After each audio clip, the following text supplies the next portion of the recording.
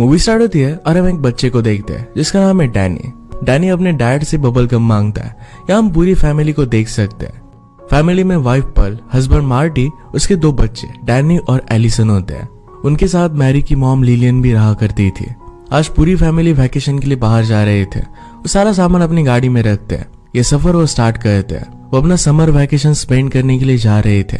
रास्ते में एक कपल उनसे लिफ्ट मांगता है पर उनकी कार में जगह ही नहीं थी, तो अपना सफर वो कंटिन्यू करते हैं। फाइनली डेस्टिनेशन पर पहुंचने पर हम देख सकते हैं कि वो कैंप में आए हुए थे। वहां पर डैनी स्विमिंग करने की जिद करता है। यहाँ रहने के लिए अलग अलग रूम्स थे, तो एलिसन और उसकी मदर के बीच में थोड़ी सी बहस चलती है कि उसे कौन सी रूम मिलेगी। एलिसन की मदर उसे जरा ढंग के कपड़े पहनने के लिए कहती है। नेक्स्ट सीन में लिलियन और पर्ल साथ में बाहर थे। एलिसन ने पहले जो कपड़े पहने थे इससे भी वो छोटे कपड़े पहन लेती है। ये देखकर उसकी मॉम ने उसे बहुत डांटा। एलिसन उसे रूडली बात कर वहां से चली जाती है। पर्ल की बातें एलिसन जरा भी सुनती नहीं थी। एलिसन कहीं जा रही थी तो पर्ल कहती कि तुम जरा जल्दी वापस आ जाना। एलिसन कहती कि मैं बारबेक्यू के टाइम तक वहां पर वापस आ जाऊंगी।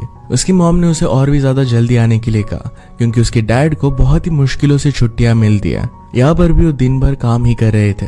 इसके बाद बड़ी मुश्किल से उन्हें टाइम मिला है। एलिसन कहती कि सारी प्रॉब्लम्स तुम्हारी और फादर की है, उसे इससे कुछ भी लेना देना नहीं था, और यहाँ से वो चली गई। रात में सोते हुए पर्ल मार्टी से एलिसन के बारे में बात करती है। वो कहती है कि एलिसन अब बड़ी हो गई है। पर्ल जब खुद एलिसन की एज की थी तभी वो प्रेग्नेंट हो गई थी, तभी उसे एलिसन हुई थी। पर्ल नहीं चाहती थी कि एलिसन की लाइफ भी उसी की तरह हो जाए। ये वीकेंड भी बहुत जल्दी से निकल जाता है। इसके बाद मार्टी को शहर जाना पड़ता है। एलिसन उसे रोकने की कोशिश करती है पर काम की वजह से वो नहीं रुकता। पर्ल और बाकी फैमिली वहीं पर कैंप में रुकते हैं। इसके बाद पर्ल अपने फ्रेंड्स के साथ गेम्स खेलती है। उन्हें कुछ कपड़े चाहिए थे तो कपड़े के स्टॉल्स पर हो गए। उसे इन क्लोज में कुछ भी समझ में नहीं आ रहा था। कपड़े देखते हुए उसका वो स्टॉल नीचे गिर जाता है। ये उठाने के लिए स्टॉल का ओनर आया। उसका नाम था जेरोम। जेरोम उसे पूछता है यार तुम्हें ये सब चूज करने के लिए कुछ हेल्प चाहिए। ये देखकर पीछे से 2 लेडीज उसे टोक देती है। इसके बाद वो उनके लिए कपड़े चूज करता है। उन्हें वो पसंद नहीं आते और वहां से वो चले जाते हैं। इसके बाद हम एलिसन को देखते हैं। उनके कैंप में एक स्पोर्ट चल रहा था और वहां पर उसे एक लड़का पसंद आता है। वो फिर एक लड़की को ढूंढती है जो उसी लड़के के ग्रुप में थी। एलिसन उस लड़की से उनके ग्रुप का नाम पूछती है। उस लड़की ने उनके ग्रुप का नाम उसे बता दिया। इसके बाद शाम को सब मिलकर मूवी देख रहे थे। एलिसन फिर से उस लड़के को देखती है। वो लड़का भी उसे ही देख रहा था। उन दोनों में एक स्ट्रॉन्ग आई कांटेक्ट बनता है। Next day Danny dining table पर आया और डैनी के हाथ में एक कैंडी थी। ये देखकर पर्ल से कहती कि तुम्हें कहां से मिली। डैनी कहता है कि जेरोम ने दी थी।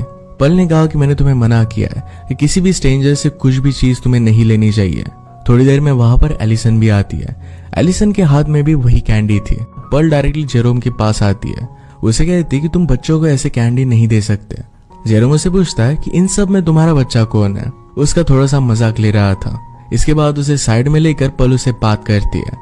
जेरोम उसे बताता है कि मैंने कुछ नए क्लोथ्स लाए हैं, तो इसमें से कुछ भी चूज कर सकती है। ये क्लोथ्स देखने के बाद पर्ल को पर्पल कलर पसंद आता है। वो जेरेमी के बस में जाकर उसे ट्राई करती है। जेरेमी उसे देखता है और कहता है कि तुम पैसे बाद में दे सकती हो। पर्ल फिर वहां से चली जाती है। जाते हुए पर्ल ने उसे पूछा कि तुम्हारा दोबारा आने का शेड्यूल कब है, ताकि उस टाइम वो उसे पैसे दे सके। जेरोम उसे उसका नंबर देता है। इसके बाद हम देख सकते हैं कि मार्टी अपनी फैमिली से मिलने के लिए कैंप में वीक में एक बार आता है। आज फिर से मार्टी आया था और पर्ल के साथ बहुत ही अच्छे से डांस करता है। अगले दिन फिर से मार्टी वहां से चला जाता है क्योंकि उसे बहुत सारा काम था। वो थोड़े दिनों में फिर से वापस आ जाएगा। इसके बाद पर्ल जब रास्ते में थी तभी बारिश होने लग गई। पीछे से बस की आवाज आती है और वो बस जेरोमी की थी। जेरेमी उसे लिफ्ट दे देता है। इसके बाद हम लिलियन को देखते हैं जो अपने फ्रेंड के साथ बाहर बात कर रही थी। तभी उसे एलिसन की आवाज आती है। अंदर जाकर देखने पर लिलियन को पता चलता है कि आज एलिसन का फर्स्ट टाइम पीरियड हुआ है। ये देखकर वो खुश होती है। इसके बाद वहां पर्ल आई। लिलियन ने बात पर्ल को बताई और कहा कि आज तुम्हारी बेटी एक वुमन बन चुकी है। इसके बाद एलिसन और उसकी फ्रेंड मिलकर पैड्स लेने के लिए जाते हैं।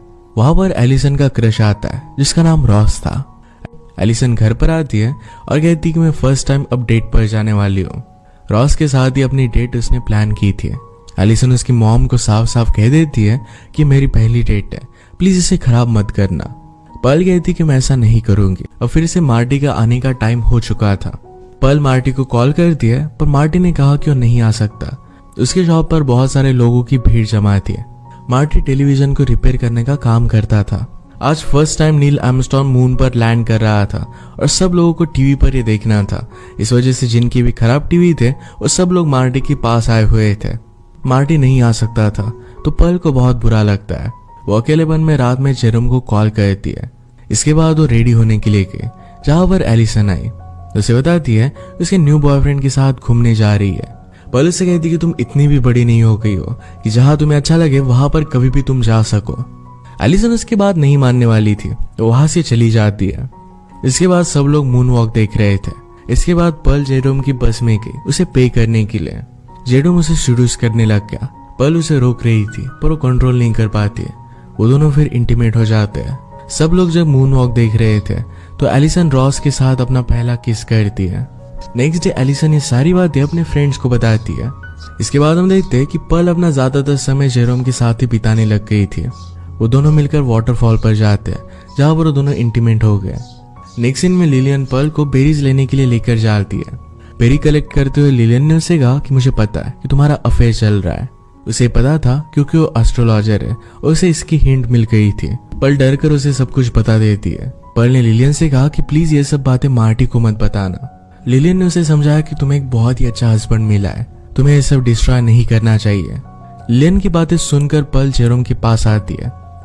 उसे कहती कि अब हमें रिलेशनशिप को कंटिन्यू नहीं करना चाहिए। मैं मैरिड हूँ और मेरे बच्चे भी हैं। जेरोम कहता है कि मैं समझ सकता हूँ। इसके बाद पर्ल वहां से चली गई। एक दिन फिर से मार्टी उनसे मिलने के लिए आता है। सब लोग मिलकर बहुत मजे करते हैं। मार्टी कहता है कि इस मोमेंट के लिए मैं हफ्तों से इंतजार कर रहा था। उनके साथ टाइम स्पेंड करने के लिए वो बहुत ही एक्साइटेड था। इसके बाद वो दोनों किस करते हैं। मार्टी के सामने से एलिसन भागते हुए जाती है। मार्टी एलिसन को रोकता है पर वो कहती कि आज मैं डेट पर हूँ और ये कहकर वहां से वो चली गई। मार्टी इस बारे में पर्ल से पूछता है। पर्ल उसे रॉस के बारे में बताती है। इसके बाद वो दोनों कार में जाते हैं और वो इंटीमेट हो गए।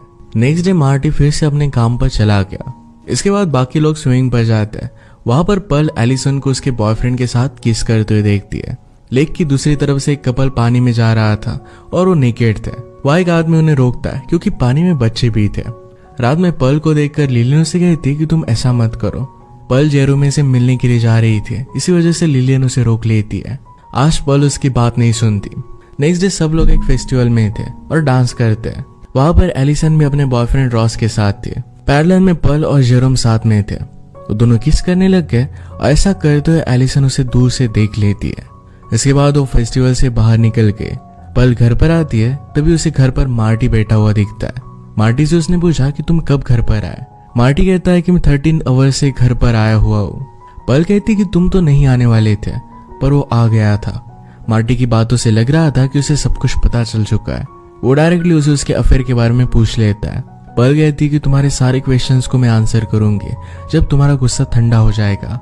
मार्टी कहता है कि मैंने अभी तक गुस्सा नहीं किया है, इसलिए तुम मुझे बता सकते हो। उसे फिर से क्वेश्चन पूछता है तो उसे जेरोम का नाम बता देती है। मार्टी ने पूछा कि वो काम क्या करता है। वो कहती कि वो ब्लाउज सेल करता है। इस बात पर वो हंसने लग गया। वो कहता है कि तुम एक ब्लाउज सेल करने वाले को कैसे पसंद कर सकती हो। एटलीस्ट तुम्हें ड्रेस सेल करने वाले को पसंद करना चाहिए था, तुम्हें पूरा आउटफिट मिल जाता। एक मोमेंट के लिए मार्टी मजाक कर रहा था पर वो बहुत ही ज्यादा गुस्सा था। वो इस पर बहुत चिल्लाया। कहता है कि तुमने एक बार भी एलिसन और डैनी के बारे में नहीं सोचा। उसे रोते हुए माफी मांगती है पर मार्टी उसे साफ कह देता है कि तुम मेरे लिए एग्जिस्ट नहीं करते। ये कहकर वहां से चला गया। तो जाते हुए किसी रैंडम वुमन को किस करता है। ये उसके हस्बैंड ने देखा और उसे पंच करता है। इसके बाद वो अपनी कार लेकर चला जाता है। वो पूरी तरीके से टूट गया था। थोड़ी देर में पलट कर वो वहीं पर आया। वो अपने बच्चों को लेने के लिए आया था। वो डैनी को लेकर कार में जबरदस्ती बैठाता है। वो पर्ल से कहता है कि अब तुम फ्री हो, तुम्हें जो अच्छा लगे तुम वो कर सकती हो। यहाँ पर लिलियन उसे रोक लेती है और डैनी को पर्ल ने बाहर निकाला। इसके बाद वो अकेले वहां से जाने लगता है। लिलियन उसे रोकने की कोशिश करती है पर वो नहीं रुकता। डैनी बहुत रो रहा था क्योंकि उसने फर्स्ट टाइम अपने डैड को इस तरीके से गुस्से में देखा था। रात में एलिसन रॉस के पास जाकर रोई। उसे कहती है कि हम दोनों साथ में इंटीमेट हो सकते हैं। वो दोनों करीब आने लग गए पर एलिसन अपना मन बदल लेती है और फिर वो घर आ गई। वो अपनी मदर से बात करने लग गई। एलिसन उस पर गुस्सा थी और उसे उल्टा सीधा बात करने लगती है। पर्ल डायरेक्टली उसे थप्पड़ मार देती है। एलिसन ने उसे कहा कि मैंने सब कुछ देखा है। पर्ल ने इन सारी बातों के लिए उसे सॉरी कहा। एलिसन ने उसे पूछा कि क्या तुम फादर के साथ डिवोर्स ले रही हो। इसके बाद नेक्स्ट सीन मार्टी पर आता है। वो अकेला बैठा हुआ था। उसे पल का कॉल आता है। उसे यह थी कि मैं तुम्हारे लिए वरीड हूँ। पल ने कहा कि प्लीज मुझसे बात करो, पर मार्टी उससे कुछ भी बात नहीं करना चाहता था। पल उसे मना रही थी पर मार्टी फोन कट कर देता है। इसके बाद वो फिर से जेरोम के पास जाती है। उससे गले मिली। जेरोम के घर में उसने मैप्स को देखा। ये वही जगह थी जहां पर जेरोम जाना चाहता था। जेरोम पल को कहता है कि तुम सब मेरे साथ चल सकते हो। पल उसे कहती कि पहले मेरे घर पर चलो। घर पर डैनी को बहुत सारी बीज ने काट लिया था। वो बहुत रो रहा था। लिलियन उसे अंदर लेकर जाकर चुप कराने की कोशिश करती है। जेरोम और पल घर पर आए। जेरोम उसके घाव पर मलहम लगाता है। उसे ठीक लगने लग गया था। इसी बीच थोड़ी देर बाद वहां पर मार्टी आता है। वो जेरोम को देख लेता है। इसके बाद डैनी भागते हुए अपने डैड के पास चला गया। डैनी ने कहा कि जेरोम ने मुझे ठीक कर दिया। यहाँ मार्टी और डैनी दोनों गाना गाते हुए एंजॉय करते हैं। ये देखकर जेरोम वहां से निकल जाता है। बच्चे के सो जाने के बाद पल उसे बात करती है। पल उसे कहती है कि लाइफ में मुझे बहुत सी चीजें करनी थी पर वो काम नहीं कर पाई। मार्टी उसे कहता है कि तुम्हें किसने रोका था, तुम सब कुछ कर सकती थी। पल कहती कि जब भी मैं तुम्हें कुछ भी बताने की कोशिश करती थी तो मेरी सारी बातों को तुम मजाक में लेते थे। मार्टी कहता है कि शायद पहले मैंने तुम्हारी बात नहीं सुनी होगी। ये कहकर वो वहां से चला गया।